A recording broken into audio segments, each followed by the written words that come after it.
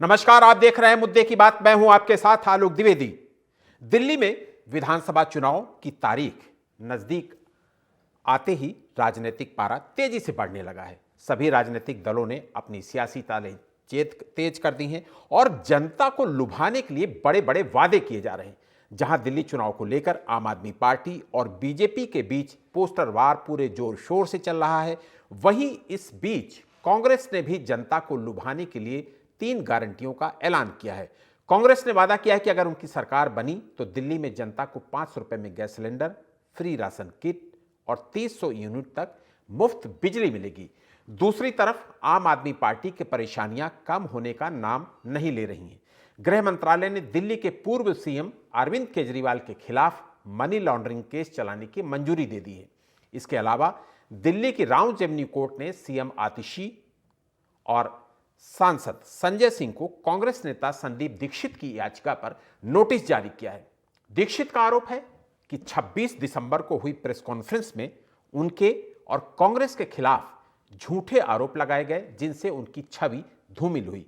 वहीं बीजेपी ने इस पूरे मामले पर आम आदमी पार्टी को घेरते हुए दिल्ली सरकार की शराब नीति पर सवाल उठाए हैं। इस मामले को लेकर बीजेपी नेता रविशंकर प्रसाद ने कहा कि अन्ना आंदोलन से निकली आम आदमी पार्टी अब शराब माफियाओं के दबाव में काम कर रही है। उन्होंने दावा किया कि घोटाले वाली शराब नीति को दोबारा लागू करने की बात करना इस बात को साबित करता है कि आप पार्टी पूरी तरह से शराब माफियाओं की गिरफ्त में है। चुनाव से पहले आरोप प्रत्यारोप के इस दौर में जनता के लिए वादों और सच्चाई के बीच फैसला करना मुश्किल हो सकता है। अब देखना है कि दिल्ली की जनता इस चुनावी दंगल में किसे अपना नेता चुनती है। इस पूरे मुद्दे पर हमारे साथ बातचीत करने के लिए कई खास मेहमान भी जुड़ेंगे। दिल्ली चुनाव 5 फरवरी को मतदान होना है और 8 फरवरी को मतगणना होनी है, लिहाजा बेहद करीब है और ऐसे में जाहिर सी बात है कि राजनीति तेज होना स्वाभाविक है। आम आदमी पार्टी, बीजेपी और कांग्रेस तीनों ने चुनावी राजनीति में अपना हस्तक्षेप तेज किया और अपने अपने ढंग से चुनाव जीतने की तैयारी में है। इस चर्चा में हमारे साथ कई खास मेहमान भी जुड़ेंगे। उनमें से बीजेपी की तरफ से अनिल गोयल जी हमारे साथ जुड़ेंगे और कांग्रेस की तरफ से आशीष सन्नी जी भी हमारे साथ जुड़ चुके हैं। आप दोनों मेहमानों का बहुत बहुत स्वागत करूंगा। आशीष जी। धन्यवाद आलोक जी। आशीष जी, आपने भी बड़ी बड़ी रेवड़ियों का लालच दे रखा है। 500 रुपए में cylinder, free ration kit, 300 unit बिजली। आपको लगता है कि आप रेवड़ियों के भरोसे सत्ता तक पहुंच जाएंगे? देखिए, जिसे आप रेवड़ी बता रहे हैं, यही भारतीय जनता पार्टी और इनके गृह मंत्री अमित शाह ने मंचों पर बैठकर राजस्थान और हरियाणा में बांटी है। तो अगर आप इस शब्द को रेवड़ी कह रहे हैं तो ये समझ लो आप बायस होकर भारतीय जनता पार्टी का पक्ष रख रहे हैं, ना कि आप एक एंकर की तरह। दूसरी बात, मैं आपकी इस बात को छोड़ते हुए आगे बढ़ूंगा कि आप जब चुनाव लड़ते हैं और कोई भी व्यक्ति यदि किसी के चरित्र पर उंगली उठाता है या कोई इस तरह का झूठा भाषण करता है तो निश्चित रूप से वो एक शर्मनाक कृत्य है। केजरीवाल जी और उनकी जो वर्तमान मुख्यमंत्री हैं और संजय सिंह जी, इन लोगों ने जो राजनीतिक वार्तालाप और राजनीतिक शब्द, जो शब्दावली का जो प्रयोग करते हैं, उसको लेकर नीचता की जो होड़ भारतीय जनता पार्टी के नेताओं से लगा रखी है। वास्तव में इनमें से जीते भले कोई भी, लेकिन लोकतंत्र की और सामाजिक मर्यादाओं को जो तार-तार किया गया है, ये तो बहुत ही अधिक शर्मनाक स्थिति बनती जा रही है। अब चुनाव लड़ने का मतलब है कि आप इस तरह के लोगों से वार्तालाप करेंगे जो जलालत की सीमा से नीचे तक गिरे हुए हैं। तो ये तो बड़ी दुखद स्थिति है। इस पे तो दोनों पार्टियों को जनता से क्षमा मांगनी चाहिए। जनता ने ही इनको सत्ता में बिठाया है और उसके बाद इस तरह की कहीं महिला विरोधी टिप्पणी कर रहे हैं, कभी किसी के व्यक्तिगत जीवन पर कर रहे हैं, कभी किसी और बात पर कर रहे हैं। और सबसे अधिक शर्मनाक बात ये है कि झूठी टिप्पणी कर रहे हैं, झूठ बोल रहे हैं और किसी को रेवड़ी बता रहे हैं। ये रेवड़ी खुद क्यों बांट रहे हैं? इन्हें शर्म आनी चाहिए बोलते हुए रेवड़ी शब्द को। इन लोगों को, भाजपा के लोग जिस तरह से बेशर्मी से बोल देते हैं। अरे भाई, आपने हरियाणा और राजस्थान के चुनाव में 500 रुपए में सिलेंडर देने का वादा किया, क्योंकि महंगाई, हम तो क्योंकि विपक्ष में है, हम केंद्र सरकार नहीं चला रहे हैं, हम गैस सिलेंडर की कीमत नहीं कर सकते कम, लेकिन हम अपने राज्य के नागरिकों को लाभ तो दे सकते हैं। वो हम देने की कोशिश कर रहे हैं। तो आपको वो रेवड़ी दिखाई दे रही है कि खुद बांट रहे हैं। और सुनो, उन्होंने झूठ बोला, राजस्थान में कि हम 500 रुपए सिलेंडर देंगे, सरकार मंत्री साहब मना कर दे कि हमने तो खा ही नहीं था। ठीक है। हमारे साथ जी। आम आदमी पार्टी प्रवक्ता प्रदीप गुप्ता जी भी जुड़ गए हैं। प्रदीप जी, आपका बहुत बहुत स्वागत करूंगा। प्रदीप जी, गृह मंत्रालय ने केजरीवाल जी के खिलाफ केस चलाने की ईडी को मंजूरी दे दी है। अब तो स्वाभाविक है इससे आपकी मुश्किलें और बढ़ेंगी चुनाव के ऐन वक्त पर।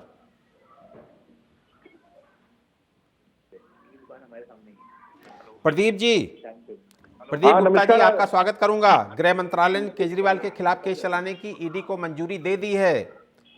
स्वाभाविक है इससे आपकी मुश्किलें बढ़ेंगी। ना आज पन्ना मरने दिया, ना बारिश, ना तूफान, ऐसा है, एक बजे चल रहे हैं। मुश्किलों से पार पाना तो हमारा पुराना काम है।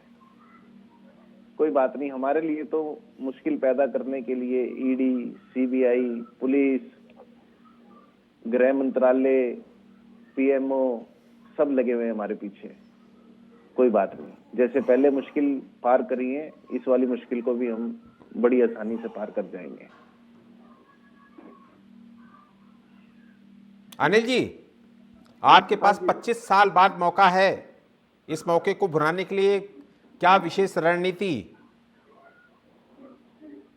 आलोक जी, आप इसको मौका कहते हैं, हम इसको लोकतंत्र का उत्सव कहते हैं। निश्चित तौर पर ये लोकतंत्र का उत्सव है। जनता ने जिसको चुनकर भेजना है उसको सरकार बनानी है, और हम अपने काम के आधार पर निश्चित तौर पर हमको विश्वास है कि इस बार दिल्ली में बीजेपी की सरकार बन रही है। मैं अभी सुन रहा था अपने कांग्रेसी प्रवक्ता ने, वो लंबी चौड़ी बात कह रहे थे। सही मायनों में निश्चित तौर पर हिमाचल में जिस तरीके से बिना सोचे समझे इन्होंने रेवड़ियां बांटी हैं, आज ही रेवड़ी बांटने पर विरोध कर रहे हैं। बात शब्द भाई मेरे पूरी सुन, भाई सुनने की आदत डालो। सुनने की कांग्रेस की कमजोरी है, वो सुनती नहीं है। आपको सुनने की आदत नहीं है। आप बोल रहे थे, मैं सुन रहा था ना। आप सुन लें, पहले पूरी सुन लें। मुंह से गोबर करने की आदत है आप जो जैसा हो तो वैसा ही बोलता है। आप जैसे हो वैसे ही बोलोगे। आपसे आपकी भाषा को भी नहीं करी जा सकती। आप भाई, जो व्यक्ति गंदगी में रहता है वो गंदगी की बात करेगा, वो अच्छी बात नहीं कर सकता। उसको समझ में बात आती नहीं है, वो सुन ही नहीं सकता। जो सुनने की कैपेसिटी नहीं है, आप मुझे जवाब दें, हिमाचल की सरकार, आप मुझे जवाब दें, हिमाचल की सरकार दिवालिया क्यों हो रही है? हिमाचल की सरकार दिवालिया क्यों हो रही है? हिमाचल की सरकार दिवालिया क्यों, इसका जवाब दो। आप हिमाचल पे क्यों नहीं बोल रहे हो? हिमाचल में मुंह दही क्यों जमा हुआ मुंह के अंदर? हिमाचल की सरकार दिवालिया क्यों हो रही है? हिमाचल में बिना सोचे समझे जो आपने रेवड़ियां बांटी हैं, नहीं, पहले आप जवाब दो। हिमाचल के अंदर आप हिमाचल के अंदर बिना सोचे समझे क्यों घोषणा करी? क्यों तुम्हारी सरकार का दिवालियापन निकल रहा है? क्यों तुम्हारी सरकार सैलरी नहीं दे पा रही हिमाचल के अंदर? क्यों तुम्हारे मंत्रियों को सैलरी काटनी पड़ रही है? आपका जवाब आपके पास नहीं है। ये कोई डिबेट का तरीका नहीं है जिस तरीके से आप डिबेट करना चाहते हैं। दूसरी बात क्या है, आरोप लगाया संदीप दीक्षित ने, आरोप लगाया संजय सिंह पर। बीजेपी ने कोई आरोप नहीं लगाया। अब आरोप संजय सिंह दीक्षित, संदीप दीक्षित ने लगाया, केजरीवाल उस पर, आतिशी पर और संजय सिंह पर। आप बीच में बीजेपी कहाँ गिर गई? आप जो आदमी झूठ बोल, जो आम आदमी को आप कोस रहे हो, कल तक उस आदमी से गठबंधन में शामिल थे, आज भी गठबंधन में शामिल हो। लोकसभा चुनाव तुमने साथ साथ लड़ा है। आपकी कथनी और करनी में बहुत अंतर है। आप दूसरे को दो मुहरे कहते हो, आप खुद दोगले हो, आप खुद दो मुहे हो। आप एक तरफ उनके साथ गलबाई बगाते हो, आप एक तरफ उनके गठबंधन में शामिल हो, दूसरी तरफ उनको गाली देते हो। आपको तो इस बात की शर्म लिहाज है ही नहीं कि भाई कल तक हम इनके साथ थे, आज भी इन्हें गाली दे रहे हैं, फिर हम इनके साथ आ जाएंगे। चोर चोर मोसेरे भाइयों, तुम इस बात कर रहे हो। आपको गाली देकर का आम आदमी पार्टी सत्ता में आई और आपने उसको समर्थन देकर सत्ता का सुख भोगा। क्यों शीला दीक्षित के आरोप खुल ना जाए, शीला दीक्षित के ऊपर जो आरोप है वो खुल ना जाए, उनको बचाने के लिए आपने आम आदमी का समर्थन करा, जिसने आपको गाली दी। उसका परिणाम ये हुआ, दिल्ली में आप जीरो पर आ गए। दिल्ली में आपको आपकी कोई हैसियत खत्म हो गई। आप अपनी कमियों को ढूंढ नहीं सकते, दूसरों में कमियां ढूंढने के अलावा आपके पास अरे कोई आप- काम नहीं है। आप कमियां- और कमियां हिमाचल छोड़िए ना, प्रदेश तो के अंदर, हमारा काम हिमाचल आपके ठीक है। प्रदेश के बोलना है। अंदर जो जनता जिस मांगी, पीछे जो वहां पर आपने हिमाचल प्रदेश में झूठ जो बोला है, आपने जनता से आप वायदे करे स्वयं थे, झूठ बोला उन है। वायदों को आप आपने तो क्या उससे पूरा भी करा? बेशर्म आदमी हो आज सकते हैं। सरकार आपकी इस अब दिवालिया इससे क्या बात क्यों करें किस आप? आधार पर है? इसका जवाब आपके पास है? सिर्फ बोलना, नहीं, हमारे पास बदतमीज से जवाब बोलना, है। हमारे बोलने पास सारे का- जवाब ठीक है, बोलने ठीक है, का ठीक तरीका है। नहीं, अनिल जी, बोलने का- अनिल जी, हम अनिल जी और बोलते आशीष जी, अनिल जी और आशीष जी, आपके पास आऊंगा। एक सवाल प्रदीप जी से ले लेता हूं, क्योंकि इसी विषय पर आप दोनों बहस भी कर रहे हैं। संदीप दीक्षित की याचिका पर सीएम आतिशी और संजय सिंह के खिलाफ राउंड जिमनी कोर्ट की तरफ से नोटिस जारी किया गया है। संदीप दीक्षित का कहना है कि आपने उन पर झूठे आरोप लगाए हैं, आम आदमी पार्टी उनको गलत ढंग से प्रस्तुत कर रही है। चुनाव के ऐन वक्त पर यह नोटिस आम आदमी पार्टी को कितना प्रभावित करने वाला है? ऐसा है, आम आदमी पार्टी को ये नोटिस आलोक जी कुछ प्रभावित नहीं करेगा। और चुनाव के समय में आरोप प्रत्यारोप लगते रहते हैं, इसमें कोई नई बात नहीं है। अच्छा, ये जो जुडिशरी है ये भी किसी ना किसी दबाव में काम कर रही है, और ये केजरीवाल जी ने पहले ही कह दिया था कि हमारे नेताओं के खिलाफ कोई ना कोई ईडी, सीबीआई, पुलिस या कोर्ट के थ्रू कोई ना कोई नोटिस आने वाले हैं। और ये जो संजय सिंह जी और आतिश जी के खिलाफ जो कोर्ट से नोटिस आया है वो इसी का परिणाम है। ये पहले से सारी चीज तय थी। जुडिशरी बिल्कुल दबाव में काम कर रही है। इसी दबाव के तहत संजय सिंह और आतिश जी को जवाब देने के लिए कहा गया है। प्रदीप जी, आपको जांच एजेंसियों पर भरोसा नहीं, आपको जुडिशरी पर भरोसा नहीं, फिर कैसे कह सकते हैं कि आपको लोकतंत्र पर भरोसा है? नहीं, भरोसा हमारे को सारी चीजों पे है, लेकिन पहले भी देखो एक बात थी, सत्य परेशान हो सकता है लेकिन पराजित नहीं। अब जिस तरह से झूठे आरोपों में फंसा के एक बार केजरीवाल जी को अंदर किया, सत्येंद्र जैन जी को 2 साल तक इन्होंने अंदर रखा, संजय सिंह जी को अंदर किया, मनीष सिसोदिया जी को अंदर किया, क्या आज तक किसी भी नेता के खिलाफ कोई जुर्म साबित हुआ? प्रदीप जी, उसी अदालत ने बाहर भी तो किया। हाँ, उसी अदालत ने तो बाहर किया। इसलिए क्यों इसलिए क्यों ऐसा दोहरा चरित्र आपका क्यों रहता है? नहीं, दोहरा आपको चरित्र नहीं क्यों है। नहीं विश्वास होता है अदालतों पर? क्यों नहीं आपको जांच एजेंसियों पर विश्वास होता है? दोहरा चरित्र नहीं है हमारा, लेकिन कहीं ना कहीं अभी भी सच्चाई लोकतंत्र के अंदर जीवित है, जुडिशरी में जीवित है। एक बार दबाव के अंदर आके वो लोग हमारे को परेशान करते हैं, तंग करते हैं, लेकिन जब हमारे खिलाफ कोई सबूत बिल्कुल मिल ही नहीं पाता तो उनके भी हाथ बंध जाते हैं हमको रिहा करने के लिए, हमको पाक साफ घोषित करने के लिए। जी, ठीक है, ठीक। पाक साफ घोषित कर दिया भाई, आपको जमानत पर बाहर है, पाक साफ साबित कहां करा है? जमानत पे ही बाहर है। बिल्कुल बिल्कुल, आप सही कह रहे हैं। और हम एक सवाल आशीष जी से भी ले लेते हैं। आशीष जी भी बड़े आक्रामक हैं। ऐसा है, आशीष जी, एक सेकंड, इन्होंने अभी कहा कि हम जमानत पे बाहर हैं, हम कोई अभी पाक साफ घोषित नहीं हुए हैं। अगर ये गृह मंत्रालय, ये पावर हमारे पास मिल जाए, बीजेपी के सारे नेता एक दिन में ही अंदर जाएंगे आप पावर का और दुरुपयोग ये करोगे। बाहर भी नहीं आ पाएंगे। आप पावर मिल जाए, पावर का दुरुपयोग करोगे, कानून का पालन नहीं होगा। आप कैसे कह रहे हो कि पावर मिल जाए, हम ये कर देंगे, पावर मिल जाए हमको कर देंगे, कानून खत्म हो जाएगा, संविधान खत्म हो जाएगा। क्या पलटी पावर मिलने का मतलब क्या है? पावर का प्रदीप जी, दुरुपयोग प्रदीप जी, करोगे। प्रदीप जी, पावर का दुरुपयोग करोगे। यहाँ आप, मुझे लगता है कि कुछ शब्दों का आप उचित प्रयोग नहीं कर रहे हैं। फिर आप में फर्क क्या रहा? जो आरोप आप बीजेपी पे लगाते हैं ना कि बीजेपी हमारे ऊपर जांच एजेंसियों से जांचें करवाती है और हमें जेल भेजती है, तो फिर तो वही आप भी वही बात कर रहे हो ना कि हम, आपको पावर मिल गई तो आप भी वही करोगे। ठीक है, ठीक है, आप दोनों के पास आऊंगा, आशीष सैनी के पास चलते हैं। आशीष जी, आम आदमी पार्टी जो पिछले 10 सालों से दिल्ली की सत्ता में है, वो बार बार इस चुनाव में ये कह रही है कि कांग्रेस बीजेपी के इशारे पर सब कुछ कर रही है।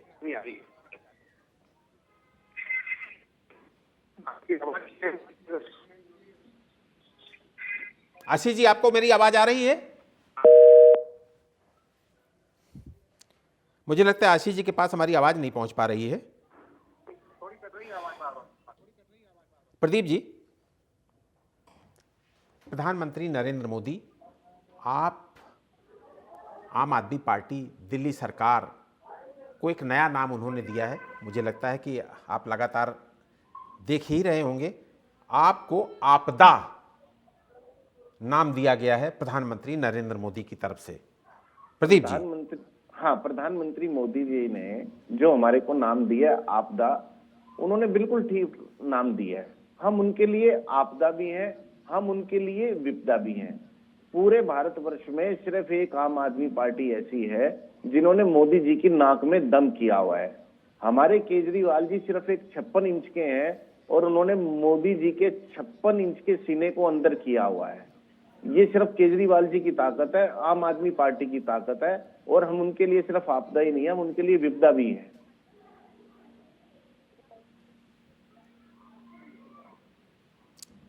अनिल गोयल जी, हाँ जी, आप लोग रेवड़ी कल्चर को लेकर अरविंद केजरीवाल जी को जितना घेरते हैं, मुझे लगता है कि उतना ही फायदा आम आदमी पार्टी को मिलता दिखता है। नहीं देखो, हम सिर्फ जो भी बात करते हैं काम संविधान के अनुसार होना चाहिए। काम जो भी हो अपनी प्लानिंग से, योजना के अनुसार होना चाहिए। स्टेट का दिवालियापन में नहीं निकलना चाहिए। दिल्ली सरकार इस टाइम घाटे में चल रही है, ये बड़ी शर्मनाक बात। आप अगर बिना सोचे समझे, बिना प्लानिंग के कोई काम करेंगे तो केंद्र सरकार का हस्तक्षेप करने बनता है, केंद्र सरकार को टोकने का भी अर्थ है।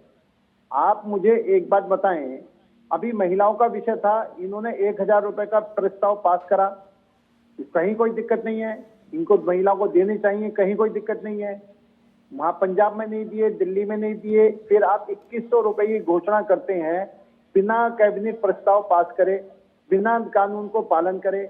आप सरकार किस तरीके से, दिल्ली सरकार ऐसे कर सकती है? गैर संवैधानिक काम क्यों होने देंगे हम? दूसरी तरीके से 60 साल के प्रति, जो 60 साल से बुजुर्गों को संजीवनी योजना शुरू करी है, उसका भी कोई इनका मंत्रालय स्वीकार नहीं कर रहा। प्रस्ताव लाए नहीं, मंत्रालय को पता नहीं। आप जनता को बेवकूफ क्यों बनाना चाहते हैं? आप जनता के साथ, सच्चाई के साथ जनता के सामने पेश क्यों नहीं होना चाहते हैं? आप सच्चाई के सामने, जनता के सामने पेश नहीं होंगे। आप इस तरह की झूठी सच्ची मनगढ़ंत कहानी करके जनता से झूठी सहानुभूति लेना चाहेंगे। अब संदीप दीक्षित, अगर आपके संदीप दीक्षित के खिलाफ आप आरोप लगाते हैं, आप झूठा प्रचार करते हैं, आप झूठा उसके के खिलाफ बोलते हैं, और संदीप दीक्षित अगर इसकी शिकायत करता है और कोर्ट उस पर एक्शन लेती है, तो इसमें भारतीय जनता पार्टी कहाँ गई? अगर इनके अजय माकन शराब घोटाले की कंप्लेंट करते हैं, जांच एजेंसी जांच करती है और ये दोषी पाए जाते हैं, और जो आप जमानत पर बाहर हैं, इसमें भारतीय जनता पार्टी कहाँ गई? इसमें जुडिशियल कहाँ गई? आपका जुडिशियल दबाव में काम करती है। आप सिर्फ जनता को बहकाने की बात करते हैं। जुडिशियल ने कहा था संदीप दीक्षित से कि तू कंप्लेंट कर, जुडिशियल ने कहा था कि अजय माकन से तू कंप्लेंट कर, फिर जुडिशियल दबाव में किस तरह से आ गई? आपको ये है कि जो अच्छा है वो बढ़िया, और जो घटिया आरोप लगा दो, कभी ईवीएम पे लगा दो, कभी चुनाव आयोग पे लगा दो, कभी जुडिशियल पे लगा दो, कभी पुलिस पे लगा दो, कभी प्रशासन पे लगा दो।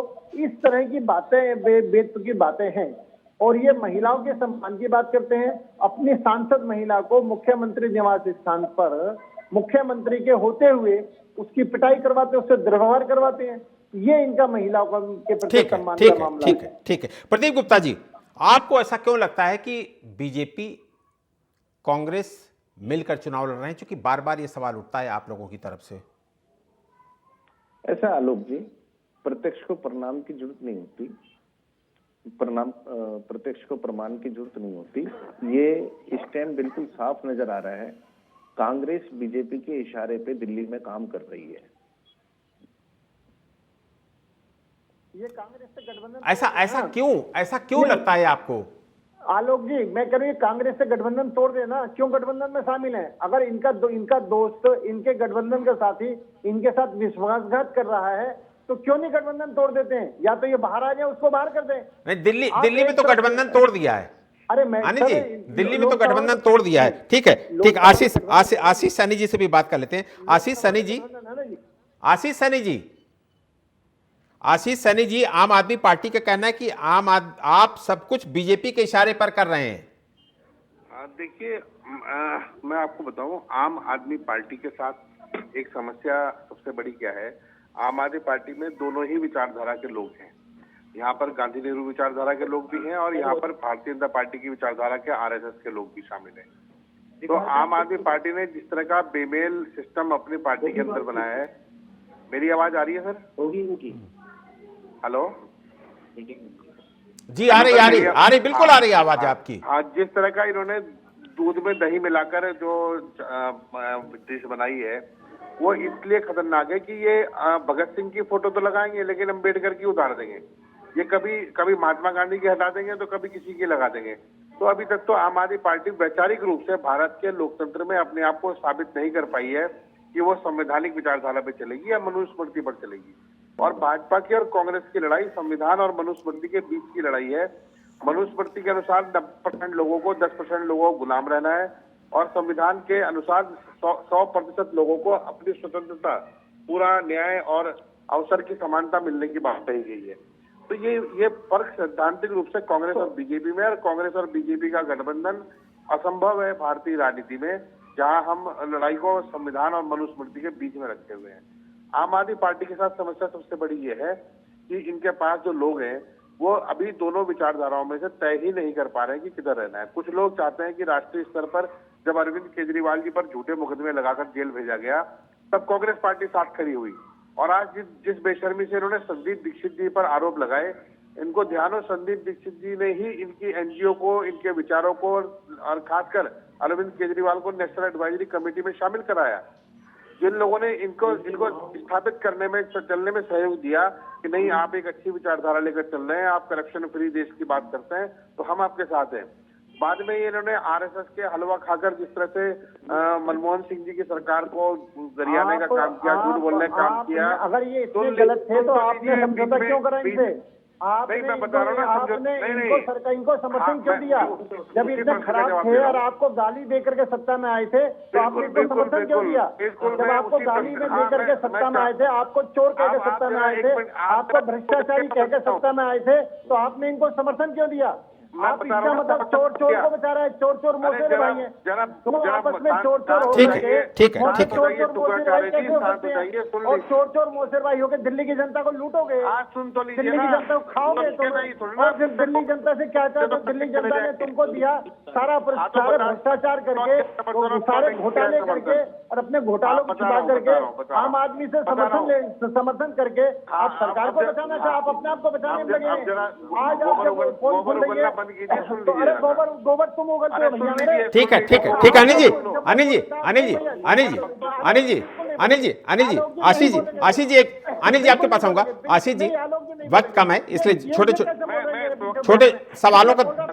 आशीष जी, अनिल जी आपके पास आऊंगा, अनिल जी आपके पास आऊंगा। आशीष जी, 2 बार से आपका खाता नहीं खुल पा रहा है, 2 बार, 10 साल हो गए आपका खाता नहीं खुला है दिल्ली में। क्यों खुले खाता? इस बार चोरों की सपोर्ट करते हैं, भ्रष्टाचारी सपोर्ट करते हैं।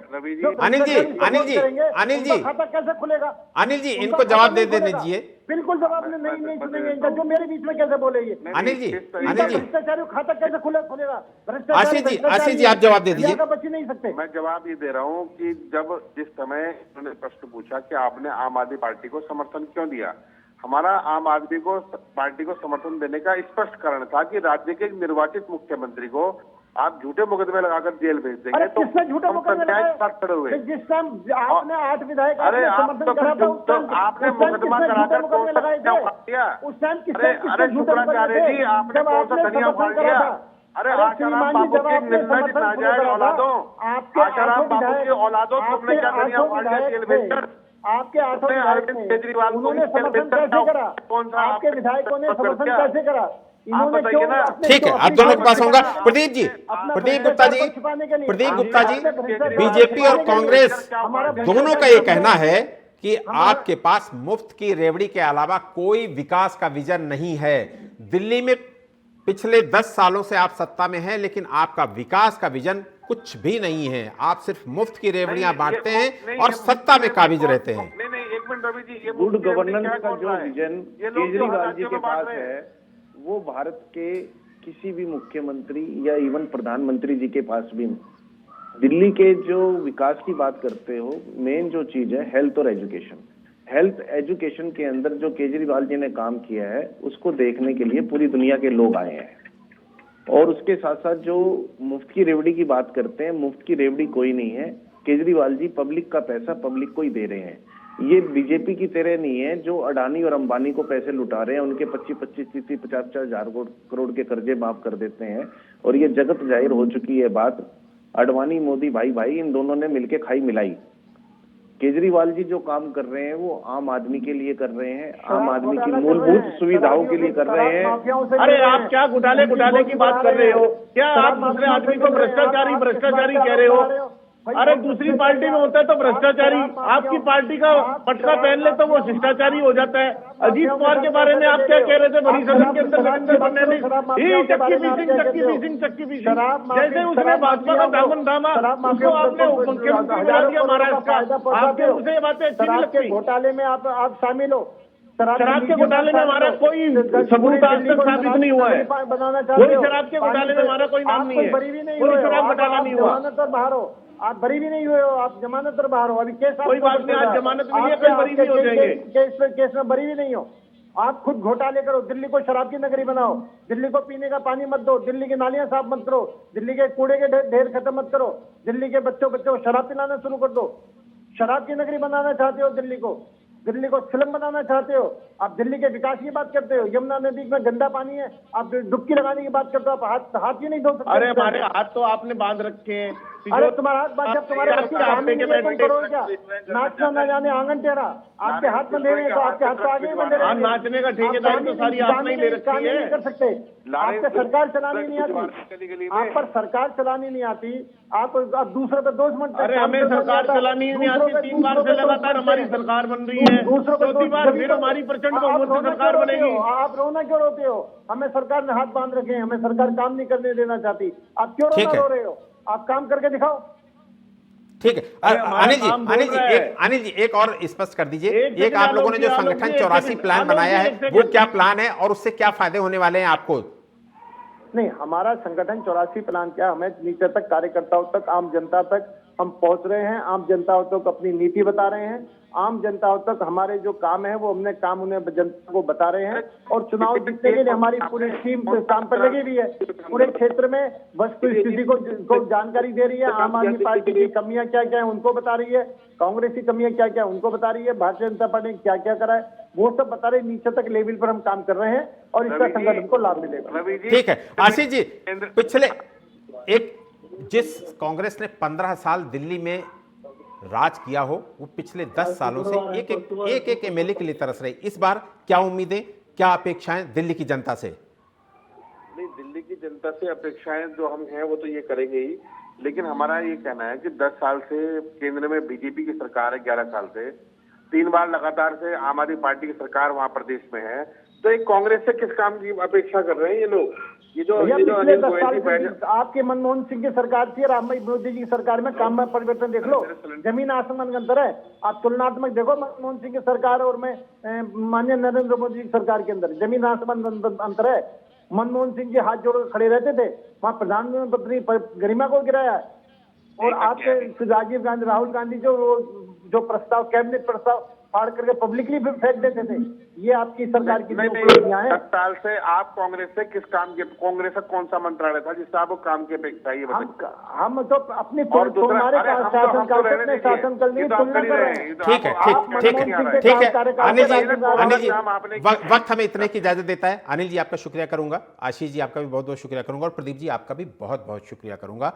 दिल्ली की राजनीति में इस वक्त जहां एक तरफ बड़े बड़े वादों और गारंटियों से जनता को लुभाने की कोशिश हो रही, वहीं दूसरी तरफ एक दूसरे पर आरोप प्रत्यारोप लगाकर राजनीतिक पार्टियां एक दूसरे को कमजोर करने में जुटी हुई हैं। लेकिन चुनाव का असली फैसला तो जनता के हाथ में है। अब देखना यह होगा कि दिल्ली की जनता किसे अपना अगला नेता चुनती है। बहरहाल मुद्दे की बात में इतना ही। देश और दुनिया की तमाम छोटी बड़ी खबरों के लिए आप देखते रहिए TV 27 न्यूज़। नमस्कार।